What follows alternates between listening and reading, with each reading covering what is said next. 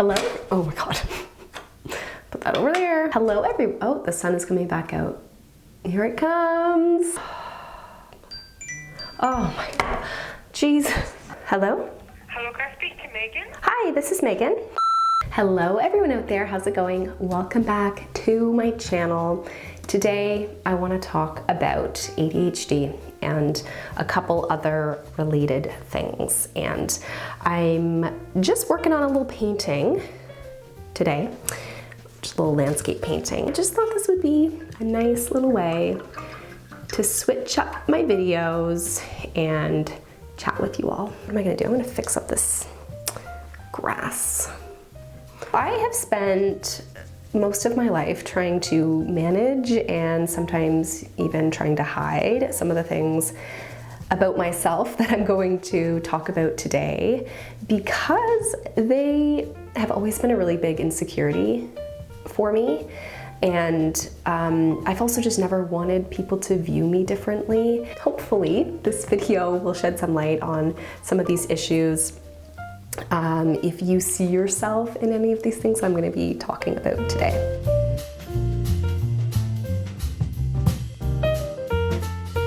So ever since I was little, like early school aged, I have had issues with things like paying attention, things like following instructions. And when I was 12, I had an assessment done from a behavioral developmental pediatrician. I think that's what she was. Because of the ways that I was struggling in school, I had a really hard time in school all my life. Report cards every year would come back with notes from teachers saying, Megan gets distracted easily, Megan needs help with staying on task. My grade 1 teacher told my mom that I was out to lunch.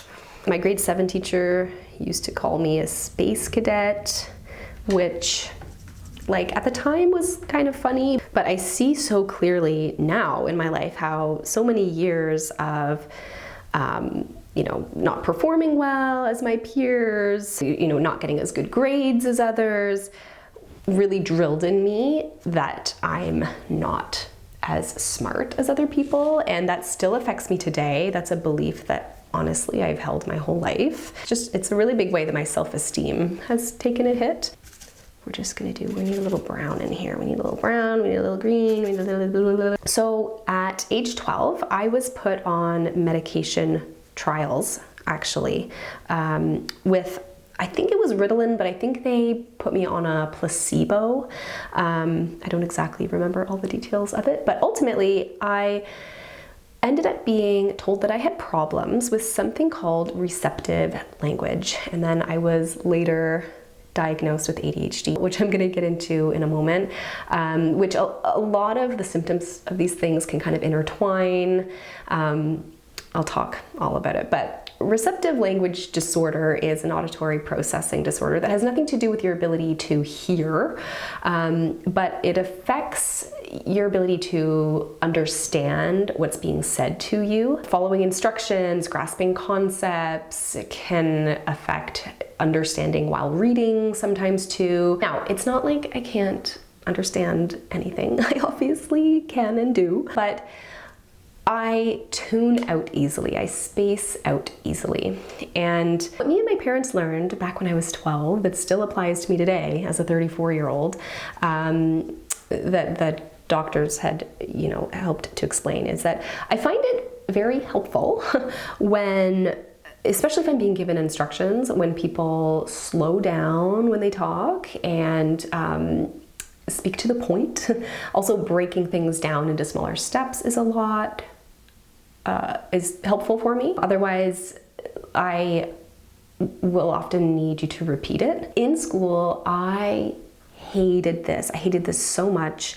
I never wanted to talk about it. I rejected help from the teacher's assistants because I just didn't want people to think that I was, different. Throughout my adolescence and even up into adulthood, like I really just put it out of my mind. I didn't want to think about it. In recent years though, I have wanted to understand myself better in these ways and learn more about these things. It wasn't until I was 30 years old, almost 4 years ago when I was clinically diagnosed with ADHD. ADHD is a neurodevelopmental disorder that, yes, can affect your ability to, pay attention and focus, or it can present as hyperactivity in some people. But ADHD affects people in so many more ways than what the stereotypes tend to be, like a very young, hyperactive school-aged boy, especially as we have learned so much more about ADHD over the years and in how it impacts girls and women, regulating emotions, working memory, so the ability to hold information in your mind,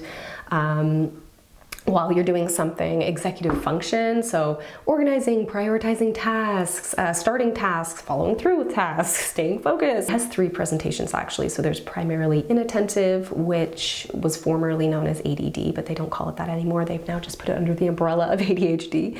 There's primarily hyperactive, and then there's a combined type. Now, I certainly lean more toward the inattentive sort of daydreaminess side of things. I learned that language disorders often coincide with ADHD. And like I said, a lot of the symptoms overlap, tuning out, having trouble following along. In group conversations especially, I can stop paying attention or kind of tune out or get distracted by my own thoughts. I'll sometimes have to chime in with, can you say that again? Or what were you talking about? Depending on how comfortable I feel with the person I'm talking to, I'll sometimes just straight up be like, I missed all of what you just said. It can take, several repetitions for me to grasp concepts sometimes. My husband and I often have a bit of a chuckle about this because he'll be trying to explain something to me and I'm just,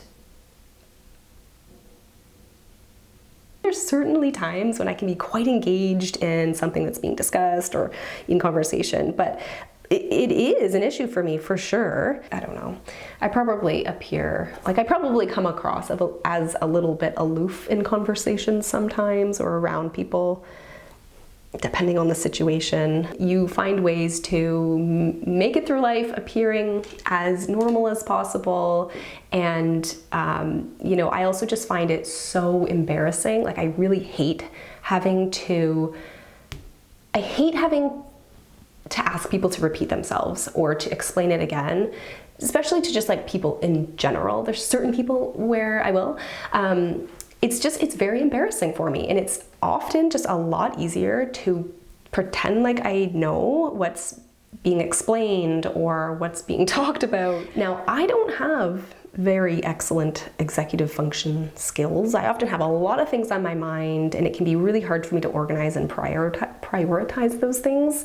The impulses that I have sometimes to just run with an idea that I have or a thought, or there's something that I should be doing, but there's just something else that I want to do, and it's the impulse to do that can be tough. And I'm going to talk about hyperfocus in a moment because it kind of relates to that. Anyway, this is why lists are so essential for me. I talked about this in my last video about productivity. I have different systems in place for sure that are very helpful for helping me to better organize the things that I need to do and the things that are on my mind. I would not function if I did not have lists. I'm distracted and sidetracked very easily, right? I can easily be doing one thing and then I start doing something else and I forgot that I was doing that one thing. I'm the queen of last minute. The very last minute is when I am more likely to complete something or get something done. Deadlines are actually very, very helpful for me. A sense of urgency is very helpful for me. Don't even get me started on taxes. I tend to really rush through things. It drives my husband nuts. Different I love doing little home renos or little updates around the house. It's one of my favorite things to do. But the proper way to do a lot of these things is to really plan, prepare surface it, make sure that you're thinking ahead. And I know that that's the way to do it. It's the way to do it. But my tendency is to just let's just go for it. I'll figure it out as I go. And I'm so easily bored. so easily bored. ADHD brains are often a lot lower in dopamine, actually, and it's why we can get so much more bored much more easily. It's like almost like it's uncomfortable in my body to be doing things that are not interesting enough to me. You know, I aspire to read more books. I really do. I would love to be someone who reads lots and lots of books. I see so many people reading these lovely novels, and I've never been a huge reader of books because I find books, getting into a book, like the patience that I guess is sort of required. That's not to say that I don't read ever. I definitely do, and there have been books that I've read that I've really loved. Last year, actually, I challenged myself to read more. I really wanted to read some classics. I read, what did I read? Oh my gosh. Pride and Prejudice by Jane Austen. I read that. And I read North and South by Elizabeth Gaskell. Emotional dysregulation is also very, very common in those with ADHD. I have such a low tolerance for frustration. I get frustrated so easily. I think it's also just partly because I'm not a particularly patient person. Now, ADHD has a lot of comorbidities. Mental health is a big whole thing. I have struggled with generalized anxiety as well as depression at different times, which is such a common comorbidity. Mental illness runs very, very strongly in my family, including bipolar disorder, which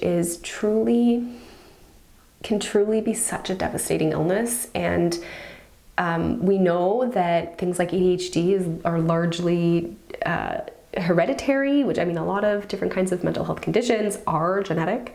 So, you know, it's just a big, soupy genetic mess here. Perfectionism is a huge, huge part of my work, especially.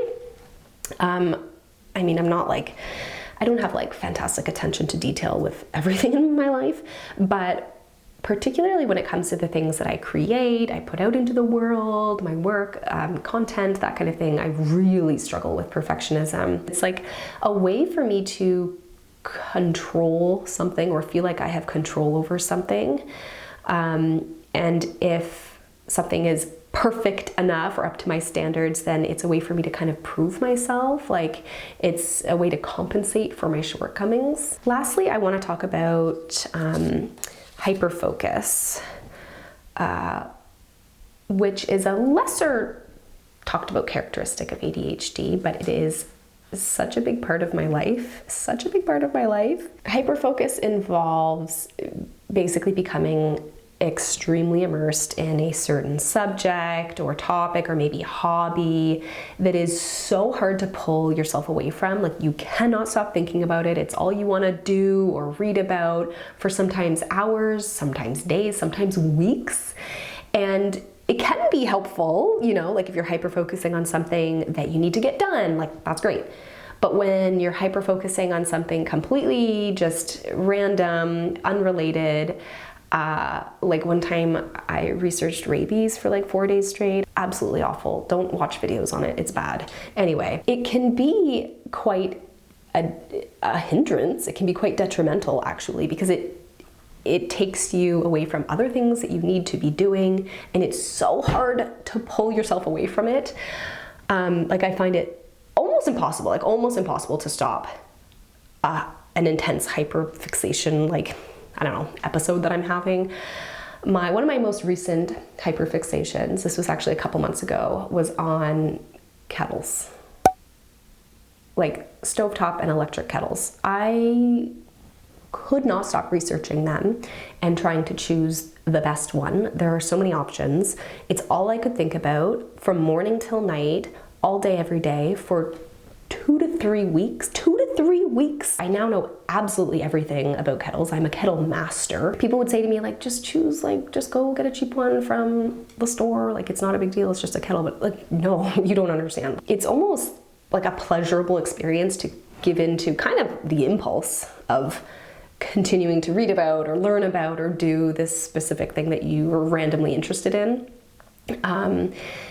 But I do find that like once it's over, my brain can be quite exhausted. Now, that was a particularly bad case. That actually might have been my worst case of hyperfocus. I guess I should, wait, where are we here with this? Yes, I think I will do the tree. Oh, I'm forgetting about this. One area that I actually want to touch on is motherhood. Parenting requires so much sustained mental effort, sometimes for long periods of time. Like you're on constantly when you're looking after a kid or kids, especially young children. I have a toddler, she's 2.5. You know, they want a snack, they want to play, they're having a meltdown, you got to put their shoes on, you got to stop them from injuring themselves. And it's a constant pull at your attention. And it's something that I struggle with. It's actually can be quite a challenge for me. And I mean, like parenting is challenging for every parent. Like there are always challenging moments, absolutely. But I really do find that it's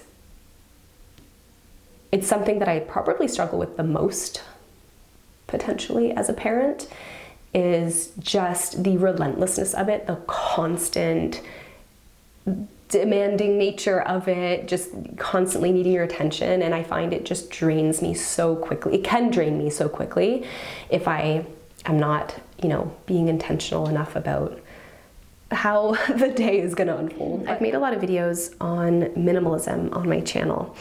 And one of the reasons why I'm drawn to minimalism and just living more simply is actually because it's almost a strategy that I use to reduce overwhelm in my life and to reduce stress and to just make things easier. Like I find if things are less cluttered, if things are more, when I'm being more intentional about the various aspects of my life, what comes into my life, I find it very, very helpful for me. Although I really got to give a shout out to my husband here. He has been such a big part in how we have curated a life together that is less stressful and just more organized. Like he's such a big part of that for me. He makes sure I think things through more, and you know, he's a really big part of that. So I'm not one to think that ADHD is like a superpower. I know some people kind of refer to it that way, but I will say I do think that the way that my brain is wired has lent to me being a more creative person, entrepreneurial, more of a risk taker, I think, in my life. Having lots of ideas, this kind of stuff. I have to remember to be proud of myself more often, of the things that I have done in my life and have accomplished in my life. I just find it so easy for me to be really hard on myself, and also to see these quirks, I guess, so to speak, as like a product of neurodivergence rather than character flaws. But yeah, that's it. That's pretty much the gist of what I wanted to chat about today. I hope that you learned something in this video and helped you to understand these things more, whether for yourself or someone that you know, or just how these things can impact people generally. If you guys have any questions for me, feel free to leave them in the comments below, and we can chat about these things. I'd love to hear from you, and I will see you all in the next one.